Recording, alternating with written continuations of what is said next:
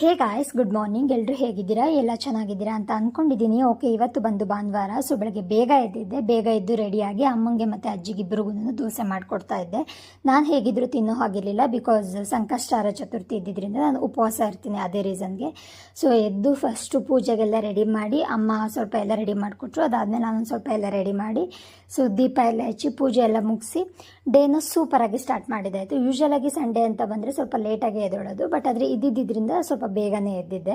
ಅದಾದಮೇಲೆ ಒಂದೊಳ್ಳೆ ನಿದ್ದೆ ಮಾಡಿ ಎದ್ದಾದಮೇಲೆ ಅಷ್ಟೊತ್ತಿಗೆ ಅಮ್ಮ ಒಣಗಿರೋ ಬಟ್ಟೆ ಎಲ್ಲ ತಂದಿದ್ರು. ಸೊ ಅವ್ರು ಹೇಗಿದ್ರು ಮಡಿಸ್ತಾ ಇದ್ರಲ್ಲ ಅಂತ ನಾನು ಒಂಚೂರು ಮಡ್ಸೋಣ ಅಂತೇಳಿ ಸ್ವಲ್ಪ ಒಣಗಿರೋ ಬಟ್ಟೆನೆಲ್ಲ ಮಡಚಿ ಎತ್ತಿಟ್ಟು, ಅದಾದಮೇಲೆ ಬಾಡಿ ಯಾಕೋ ಓವರ್ ಡಿಹೈಡ್ರೇಟ್ ಮತ್ತು ತಲೆ ಎಲ್ಲ ಸುತ್ತಂಗೆ ಆಗ್ತಿತ್ತು ಅಂತ ಚಿಯಾ ಸೀಡ್ಸ್ ಕುಡಿದೆ, ಬಿಕಾಸ್ ಏನು ತಿನ್ನೋ ಹಾಗಿರಲಿಲ್ಲ ಅಂತೇಳಿ. ಈವ್ನಿಂಗ್ ಪೂಜೆನೂ ಎಲ್ಲ ಮುಗಿಸಾದ್ಮೇಲೆ ಅಮ್ಮ ಈವ್ನಿಂಗಿಗೆ ಅಂತೇಳಿ ಉಪ್ಪಿಟ್ಟು ಮಾಡ್ತಾಯಿದ್ರು ಡಿನ್ನರ್ಗೆ, ಫಾಸ್ಟಿಂಗ್ ಓಪನ್ ಮಾಡೋದಕ್ಕೆ. ರೈಸ್ ತಿನ್ನೋ ಹಾಗಿಲ್ಲ ಅಂತ. ಅದ್ರ ಜೊತೆಗೆ ಕಡಲೆಬೇಳೆ ಉಸ್ಲಿ ಮಾಡಿದರು. ಅದೆರಡನ್ನೂ ತಿಂದು ನಾನು ಫಾಸ್ಟಿಂಗ್ ಓಪನ್ ಮಾಡಿ ನಾನು